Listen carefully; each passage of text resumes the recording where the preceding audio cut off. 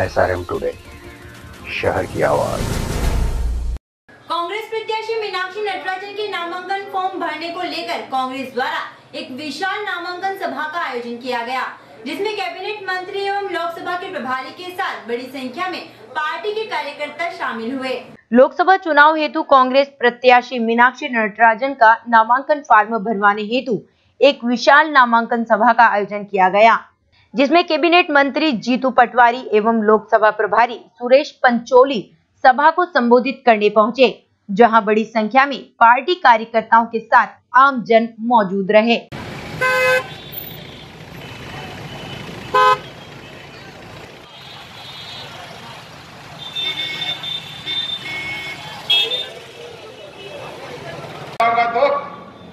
और इन लोगों ने उस मछली ने पूरे तालाब को गंदा कर दिया।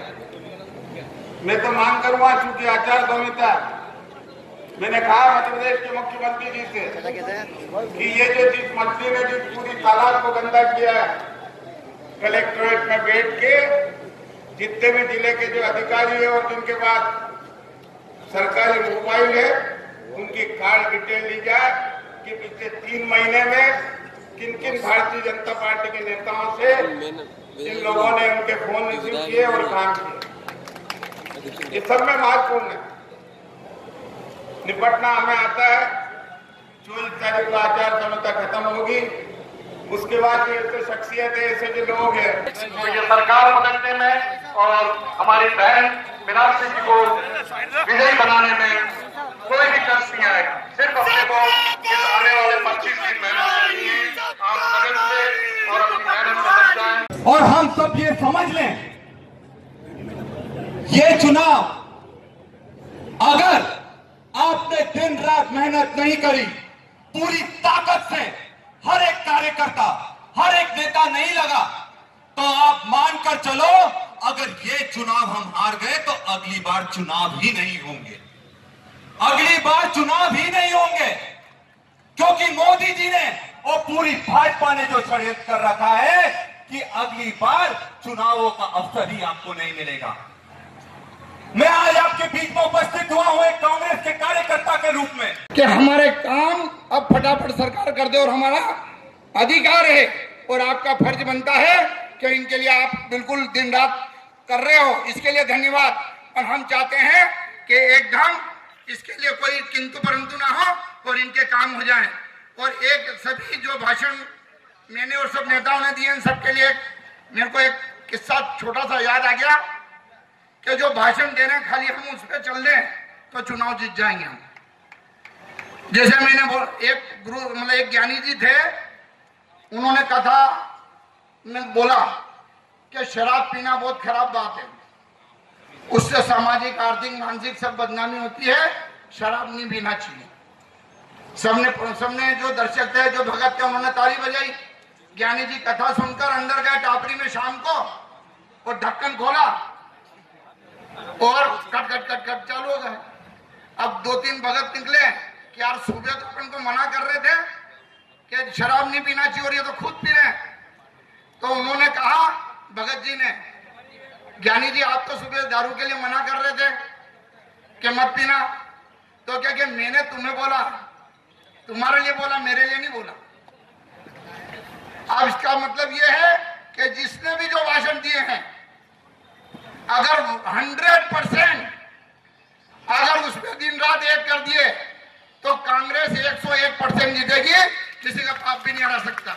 ईमानदारी से काम कर लिया तो कोई ताकत नहीं है कि मंदसौर जिले में और ये नीमच जिले में हमारी कांग्रेस को हरा सके। और मुझे विश्वास है कि हम सब मिलकर यहाँ पर काम करें। मुझे बोलने का मौका दिया, इसके लिए बहुत बहुत धन्यवाद। एक बार सुरेश जी पचौरी जी और हमारे जीतू भाई को विश्वास दिलाएं कि हम इस बार यहाँ से सांसद महोदय को जिता के भेज रहे हैं। हाथ खड़े करो, देखो कोई फाल्ट में हो तो पता पड़ जाएगा। लोगों ने कहा कि बहुत शादियां हैं, हम कैसे करेंगे, लेकिन हमारे आदरणीय भाई साहब आपको कहना चाहती हूँ, हमारे कांग्रेस के कार्यकर्ताओं का, इस क्षेत्र के कार्यकर्ताओं का संकल्प ऐसा अटूट रहता है। जब हम लोगों ने पिपलिया मंडी में आदरणीय राहुल जी की सभा की तो हमारे कार्यकर्ता बंधुओं में से किसी ने भी हमसे एक गाड़ी की मांग नहीं की और लाखों की संख्या में हमारे कार्यकर्ता साथी वहां उपस्थित हुए। और उसके लिए अगर किसी को भी श्रेय जाता है तो हमारे कार्यकर्ता बंधुओं को जाता है।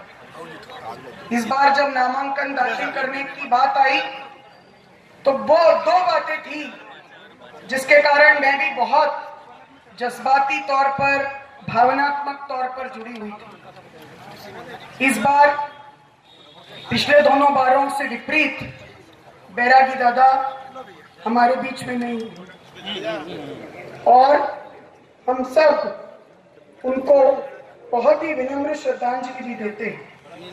जब मैं पहला चुनाव लड़ने आई तो उन्होंने सबके सामने कहा कि इसका परिचय यही है कि ये मेरी बेटी है और उस परिचय। इस मौके पर जीतू पटवारी एवं सुरेश पंचोली ने मीडिया से रूबरू होकर बताया कि कांग्रेस प्रत्याशी मीनाक्षी नटराजन को पार्टी ने काफी उम्मीदों के साथ खड़ा कर नामांकन फॉर्म भरवाया है, जो केंद्र में कांग्रेस की सरकार बनने पर प्रगति एवं विकास कार्य में जुट जाएंगी।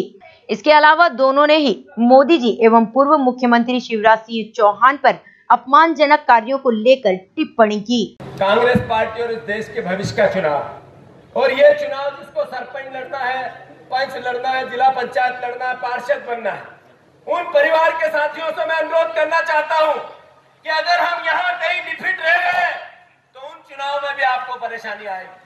अगर वहां पर आपको जीतना है तो उसकी भूमिका आपको इस चुनाव में बनानी पड़ेगी। राजनीति में सब संभव है अगर आप दृढ़ता से विश्वास करोगे, भरोसा रखोगे, कांग्रेस के विचार को जन जन तक ले जाओगे तो हर हालत में 2 लाख से ऊपर मंदसौर नीमच संसदीय क्षेत्र कांग्रेस सीट कांग्रेस के पास आएगी। कि 2 राजनीतिक पार्टी मुख्य रूप से चुनाव के मैदान में, एक तरफ भारतीय राष्ट्रीय कांग्रेस है और दूसरी तरफ भारतीय जनता पार्टी है, तो किसको अवसर देना चाहिए?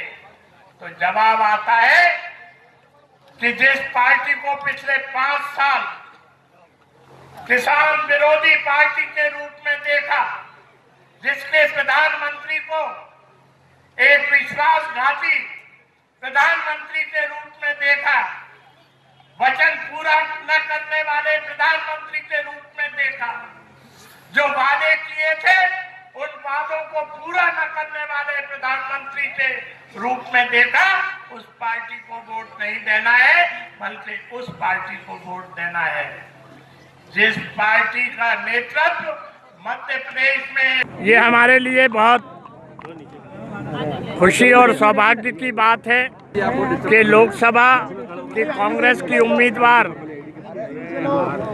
आदरणीय मीनाक्षी नटराजन जी आज नामांकन पत्र भरने जा रही हैं।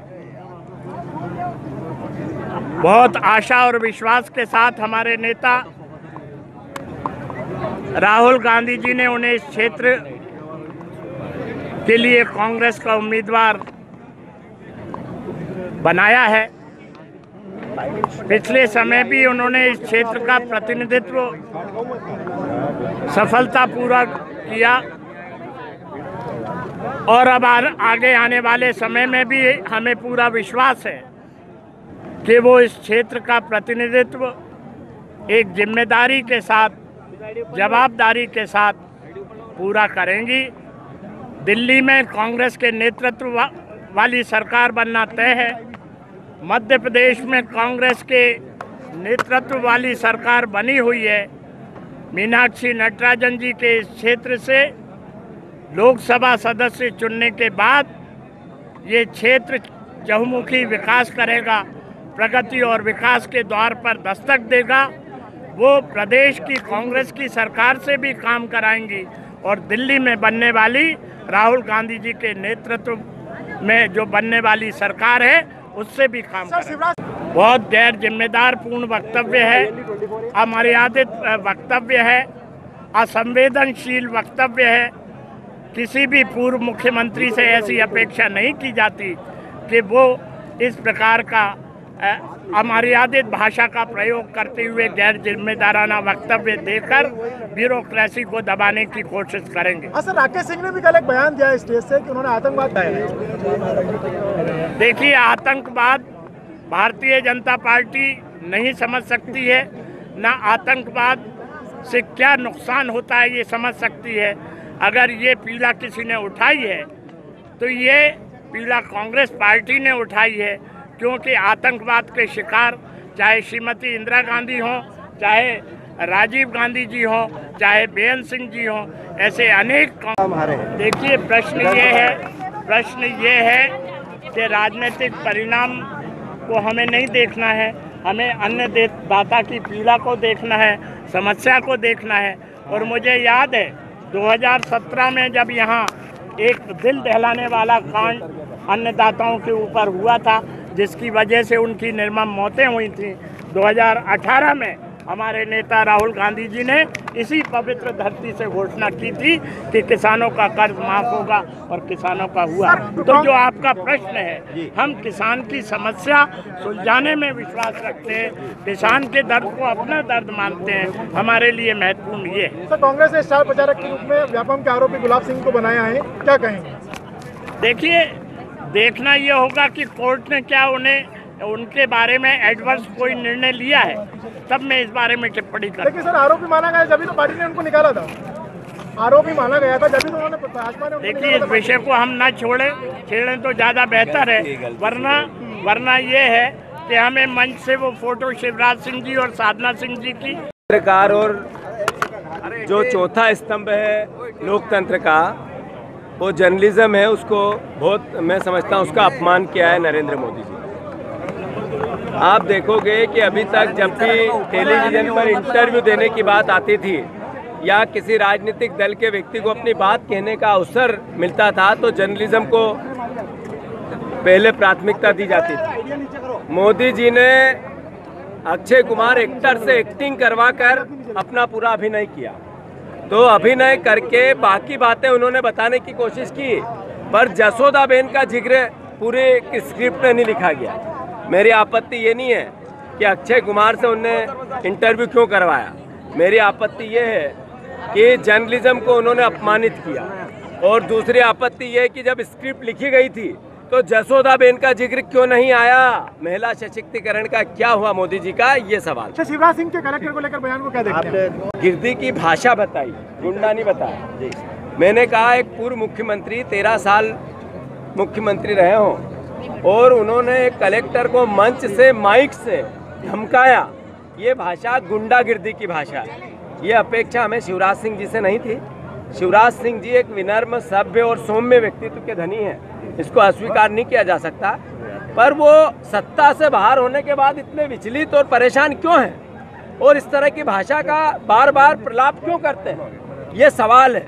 मैं समझता हूँ इससे प्रदेश की गरिमा घटती है। ये एक नागरिक अगर प्रदेश का नहीं करेगा, इसकी चिंता तो कौन करेगा। मैंने की राकेश, हमने सुना है बुजुर्गों के मुंह से कि सरस्वती जबान पे 24 घंटे में एक बार विराजित होती है। राकेश सिंह का वक्तव्य प्रज्ञा सिंह को टिकट देने से रिलेटेड होता है। प्रज्ञा सिंह को इसी विचार से उन्होंने टिकट दी थी क्या, ये सवाल आज प्रदेश की जनता के सामने। Bureau report, SRM today, Mandsaur.